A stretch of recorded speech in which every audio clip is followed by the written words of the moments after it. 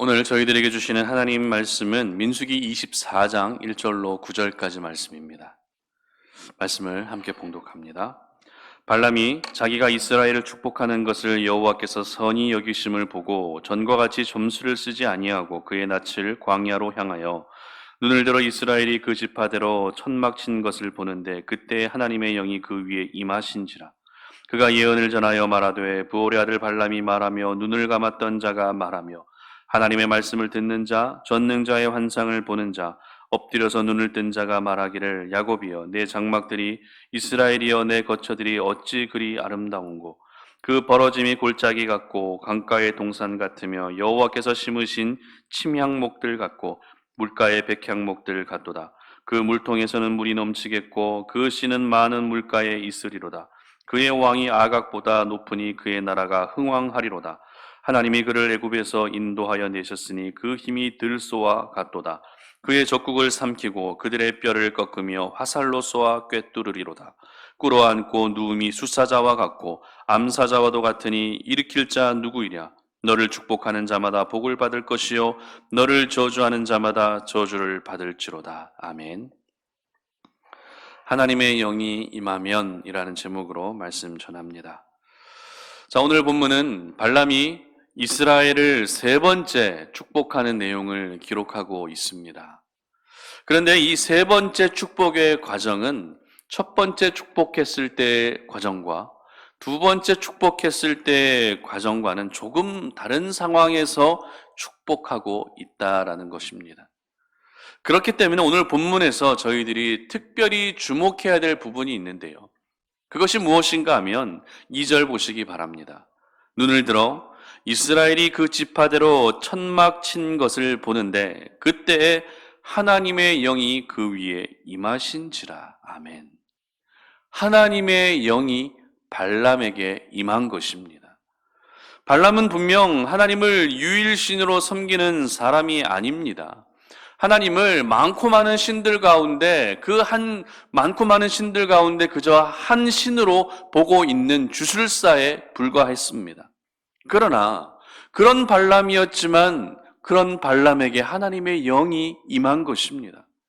이것을 보면 우리 하나님은 하나님이 하시고자 하시는 일을 이루시기 위해서라면 불신자들에게도 강권적으로 하나님의 영을 임하게 하셔서 하나님의 일을 이루시는 것을 볼 수 있습니다.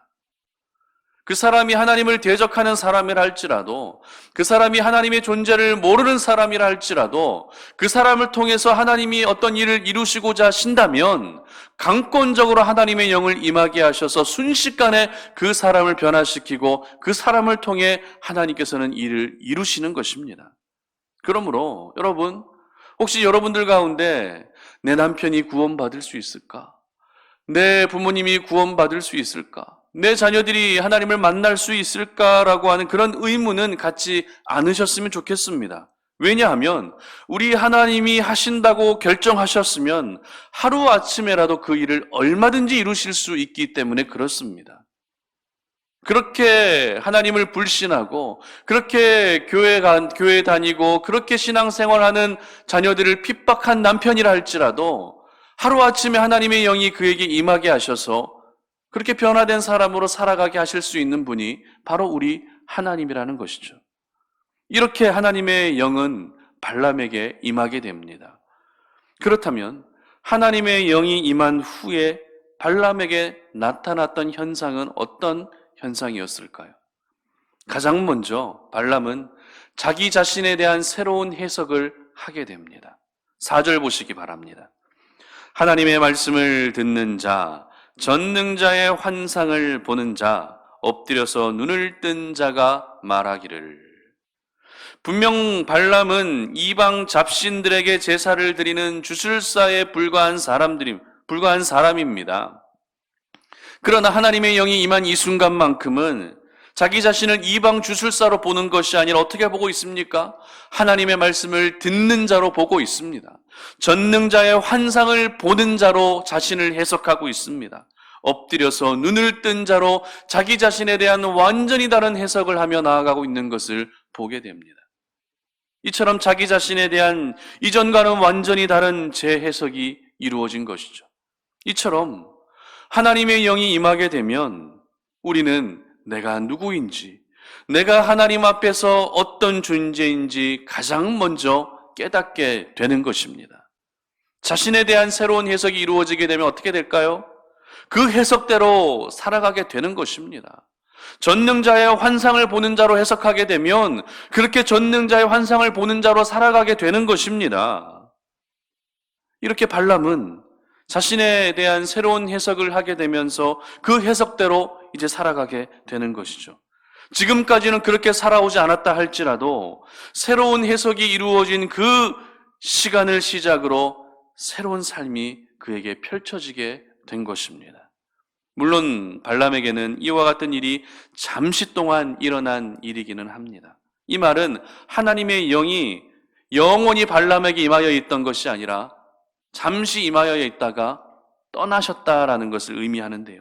그러나 바꾸어 말하면 하나님의 영이 계속 저희들에게 임하여 있기만 한다면 영원히 하나님이 기뻐하시고 하나님이 원하시는 삶을 사는 것은 당연할 수밖에 없는 것입니다. 그리고 하나님의 영이 임한 발람에게 나타난 또 다른 현상이 있습니다. 5절과 6절 보시기 바랍니다. 야곱이여 내 장막들이, 이스라엘이여 내 거처들이 어찌 그리 아름다운고 그 벌어짐이 골짜기 같고 강가의 동산 같으며 여호와께서 심으신 침향목들 같고 물가의 백향목들 같도다. 아멘. 하나님의 영이 발람에게 임했을 때 발람이 그 이스라엘 진영을 바라보면서 전한 말씀의 내용인데요. 그런데 분명 하나님의 영이 임하기 전에 발람의 모습은 이렇지 않았습니다. 무슨 말입니까? 1절 하반절 보시기 바랍니다. 그의 낯을 광야로 향하여 이렇게 기록하죠. 즉 발람은 하나님의 영이 임하기 전에는 이스라엘 백성들이 진을 치고 있었던 광야를 바라보고 있었다는 것입니다. 그러나 하나님의 영이 임하고 나서는 그의 시선이 어디를 향하고 있죠? 그의 시선이 향하고 있었던 것은 여전히 광야였습니다. 이스라엘 백성들이 진을 치고 있었던 그 광야를 여전히 바라보고 있었지만 그러나 그 모습이 어떻게 보였다고 기록합니까? 골짜기 같다고 이야기합니다. 강가의 동산과 같다고 이야기합니다. 그리고 하나님이 심으신 각종 나무와 같다라고 이렇게 보게 되었다는 것입니다. 여기서 우리가 알아야 될 것은 골짜기와 동산과 나무는 광야와 모두 반대되는 개념의 표현들입니다. 이처럼 하나님의 영이 임하게 되면 눈으로 보이는 대로 판단하지 않게 되는 것입니다. 하나님의 영이 임하게 되면 광야와 같은 생명이 없는 곳이라 할지라도 골짜기와 동산과 각종 나무와 같은 생명이 넘치는 곳으로 바라보게 되는 것이죠. 하나님의 영이 임하게 되면 광야와 같은 절망적인 곳이라 할지라도 골짜기와 동산과 각종 나무와 같은 소망이 넘치는 곳으로 보게 되는 것입니다. 그러므로 지금 내가 하나님의 영으로 충만해 있지 않다면 지금 겪고 있는 상황과 환경에 대해서 눈에 보이는 대로만 판단할 수밖에 없는 것입니다. 그렇게 되면 결국 우리는 부정적이게 되고요, 불평하게 되고요, 가능성이 없는 이야기들만 늘 하게 되는 것입니다. 그러나 내가 지금 하나님의 영으로 충만해 있다면 비록 지금 내 상황은 여전히 힘들고 여전히 괴롭지만 그 가운데서도 하나님의 소망과 하나님의 생명과 하나님의 가능성을 보며 기대하게 되는 것입니다. 그렇기 때문에 오늘도 저희들은 무엇보다 하나님의 영이 임해야 되는 것입니다. 하나님의 영으로만 우리가 충만해질 수 있어야 되는 것입니다. 그렇다면 어떤 사람에게 하나님의 영이 임하게 되고 어떤 사람이 하나님의 영으로 충만해질 수 있을까요? 사실 성경에 기록된 이 하나님의 영이 임하였던 상황들을 보게 되면 이 상황에 따라 조금씩 다릅니다. 어떤 때는 회개하는 사람들에게 하나님의 영이 임하기도 했고요. 또 어떤 때는 강권적으로 하나님의 영이 임하는 경우도 있었습니다. 그렇다면 오늘 본문에 나타난 발람의 경우는 어떤 경우일까요? 1절 보시기 바랍니다. 발람이 자기가 이스라엘을 축복하는 것을 여호와께서 선히 여기심을 보고 전과 같이 점수를 쓰지 아니하고 그의 낯을 광야로 향하여, 이렇게 기록합니다. 여기서 저희들이 주목할 부분은 발람이 지금까지 써왔던 주술을 쓰지 않았다는 것입니다. 사실 발람이 써왔던 주술이 구체적으로 어떤 것인지는 성경이 기록하지 않기 때문에 우리가 다 알 수는 없습니다. 그러나 지금까지 그가 써왔던 점수를 쓰지 않았다는 것은 지금까지 해왔던 자신의 방법, 지금까지 해왔던 자신의 경험, 지금까지 해왔던 자신의 생각을 사용하지 않았다는 것을 의미합니다. 그러므로 하나님의 영은 누구에게 임합니까? 오늘도 자기 자신을 의지하지 않고 오로지 하나님께 모든 것을 맡기며 하나님을 바라보는 사람들에게 임하는 것이 바로 하나님의 영인 줄 믿으시기를 바랍니다. 인간적인 모든 방법들, 하나님이 기뻐하지 않는 모든 방법들을 내려놓고 그러한 삶을 중단하게 될 때 비로소 하나님의 영이 그 사람에게 임하여 하나님의 영으로 이끌림 받는 인생을 살게 되는 것입니다. 가만히 생각해 보면 오늘 발람과 같이 저희들은 내가 지금까지 사용했던 방식, 내가 지금까지 살아왔던 그런 방식들, 습관들, 경험들을 가지고 그렇게 살아가는 일들이 얼마나 많은지 모릅니다.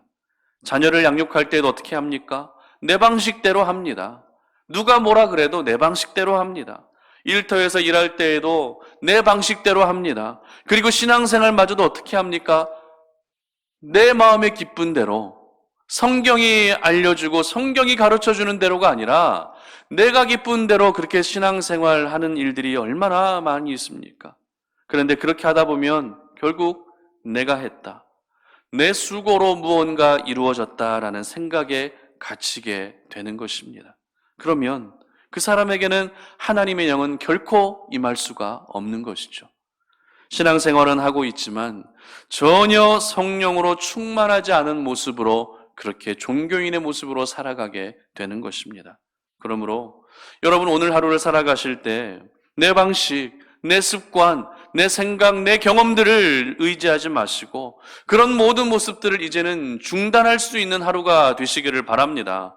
내가 죽고 하나님이 살면 하나님이 영이 임하여서 나를 살려주시는 줄 믿으시기를 바랍니다. 바라기는 우리 송탄 오륜의 모든 가족들은 이 거룩한 하나님의 영이 임해서 하나님의 영에 철저히 이끌림받는 인생을 살 수 있기를 바랍니다.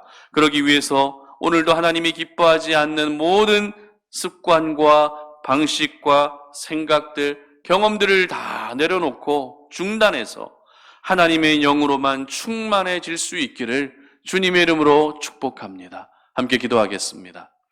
살아계신 하나님 감사합니다. 오늘 이 아침에 우리가 주의 말씀을 듣고 오늘 하루 하나님께서 나에게 거룩한 영을 부어주셔서 하나님의 영으로만 충만해진 그런 인생을 살기를 원합니다. 세상의 것으로 가득 차 있었던 우리의 모습 속에 세상의 모든 것들, 세상을 의지하고 나 자신을 의지하고 내 방식대로 살아오려 했던 모든 부분들을 내려놓고 하나님의 영으로만 충만해질 수 있는 저희들 되게 하여 주시옵소서. 그래서 하나님의 영으로 충만해진 사람에게 나타나는 그 현상들, 나 자신에 대한 새로운 재해석이 일어날 수 있게 하시고 광야와 같은 메마른 곳을 달려가고 광야와 같은 메마른 곳을 바라보며 있다 할지라도 그 가운데서도 소망과 생명과 가능성을 보며 이야기할 수 있는 하나님의 사람 되게 하여 주시옵소서. 감사드리며 예수님의 이름으로 기도드립니다. 아멘.